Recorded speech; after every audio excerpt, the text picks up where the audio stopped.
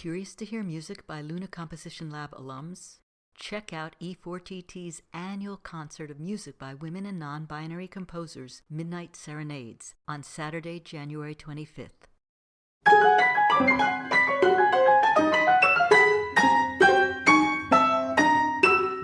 Welcome to For Good Measure, an interview series celebrating diverse composers and other creative artists, sponsored by a grant from the California Arts Council.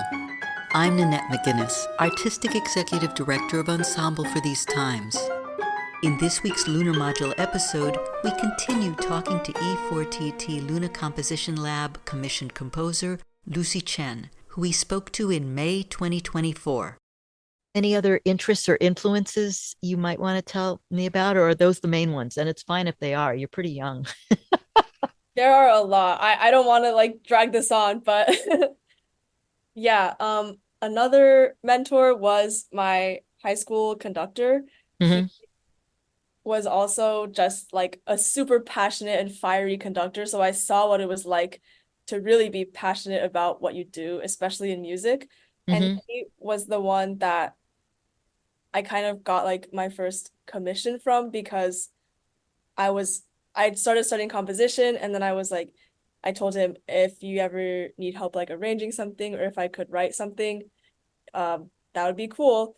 And then he actually let me write something, and it was for the youth orchestra that I was in, which is pretty big, and the performances usually have a pretty sizable audience. And then after that, I was able to well, first of all, the experience of writing that first piece and getting to rehearse it with the orchestra was very cool.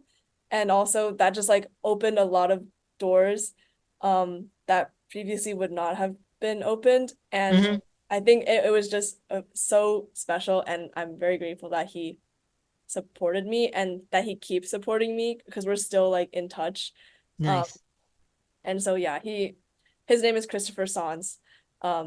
He was also a huge influence on me. And then I'll just say one more. Sure. As many as Lastly, you want. yeah, is one of my other composition teachers. Her name is Wang Lu.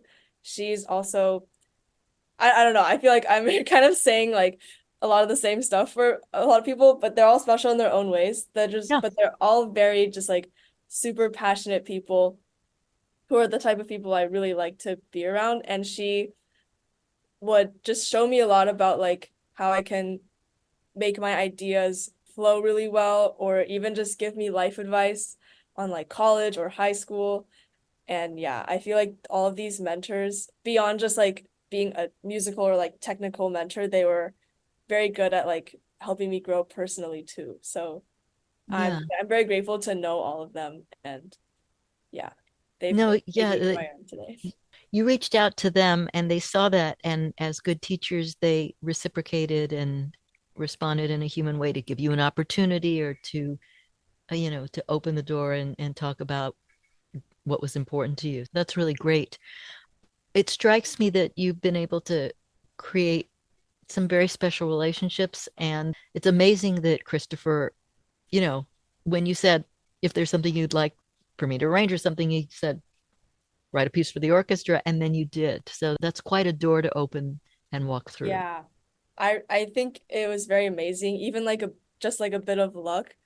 But I think it's just when you give that sort of opportunity to a young person or young composer, it's just so special, and I'm super grateful. Yeah. Is there anything else that we haven't talked about that you might like to bring up or mention? Anything of interest, upcoming stuff? I think just, I'm not sure if this is relevant, but I'll just talk anyway. Try.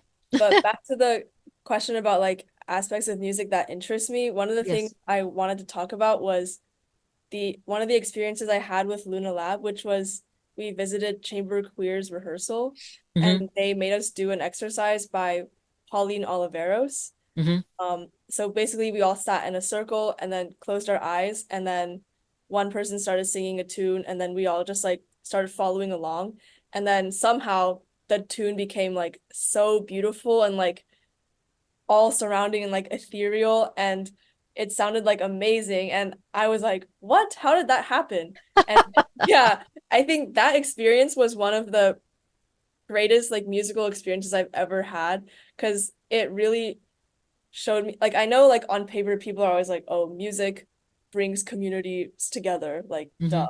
But that was the first time I experienced it to my core, like Mm-hmm. just seeing like how raw the human connection was, just being able to not even see anything and close your eyes and not even have a score or any Mm-hmm. sheet music, but everyone could just sing a note and it would sound like the harmony would sound so beautiful. And it was also like a temporary harmony because it would keep shifting and changing, Right. but every harmony was very beautiful.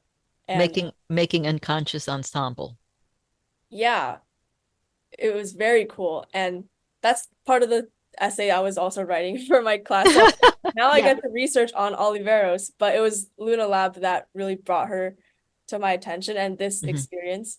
So I thought that was just super cool and something I'll never forget.